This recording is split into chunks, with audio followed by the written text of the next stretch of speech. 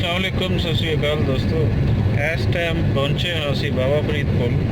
और बाबा फरीद पुल है दरिया सतलुज ते और ये है विचकार तहसील मिंशराबाद और ज़िला पाकपतन दे। ये एक साइड ते डिस्ट्रिक्ट पाकपतन वो है, दूसरी साइड ते मिंशराबाद बहावल नगर है।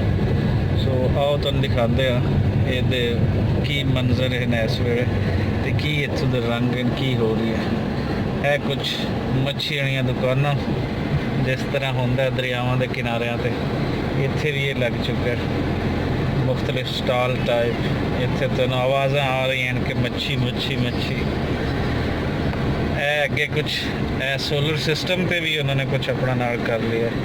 ਇੱਕ ਤਾਂ ਮੱਛੀ ਫਰਾਈ ਹੈ, ਦੂਸਰਾ ਨਾਲ ਨਾਲ ਇਹਦੇ ਤੁਹਾਨੂੰ ਜਲੇਬੀਆਂ ਵੀ ਜਿਹੜੀਆਂ ਹਨ ਉਹ ਵੀ ਨਜ਼ਰ ਆ ਰਹੀਆਂ।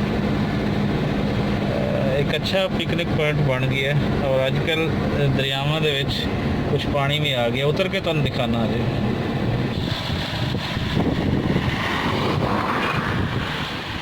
अजे चूँकि सवेर का टाइम है इसलिए सारियां तैयारियां वो हो रही हैं।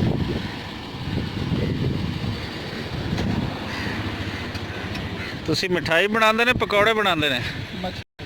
अच्छा, मछली बनाते हैं। तो मछली दरिया तो पकड़ते हैं? हाँ जी, दरिया सतलुज।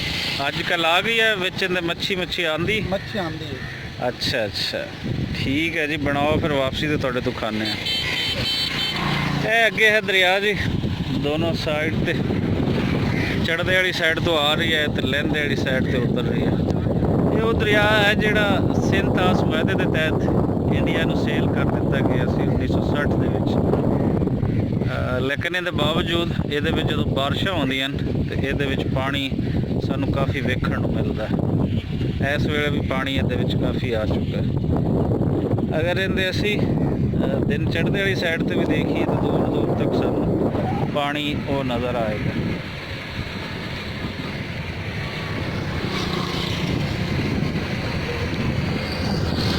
पुल इसनूं बाबा फरीद पुल बोलते हैं और बाबा फरीद पुल है बाबा फरीद गंज शकर रहमतुल्लाह अलैह दी निस्बत दे नाल, क्योंकि इत्थों अगे कोई 10-15 किलोमीटर ते पाकपतन है पुराना, जिसका नाम मौजूदन सी। और बाबा फरीद दे आने की वजह के नाल उसनां दी निस्बत दे नाल ये बना पाकपतन। और 12वीं सदी दे विच इत्थे बाबा फरीद दा आना हुंदा। उस वेले तो आसे पासे इत्थों जितने लोग हैं वो बाबा फरीद के अकीदतमंद हैं, उन्होंने मनण वाले, इसलिए इस पुल का नाम वो रखा गया है बाबा फरीद।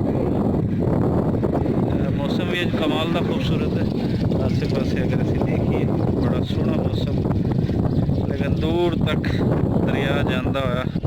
और दरियावां दे भी बड़ी काफ़ी अहमियत है कि जिथों दरिया वगदे हैं उत्थे जिहड़ी जिंदगी है उसकी खूबसूरती उतना ज़्यादा होती है। पुराने वक्तां दे विच आबाद ही छोटे शहर या बड़े शहर जितने सन दरियावां दे किनारे ते होंदे सी।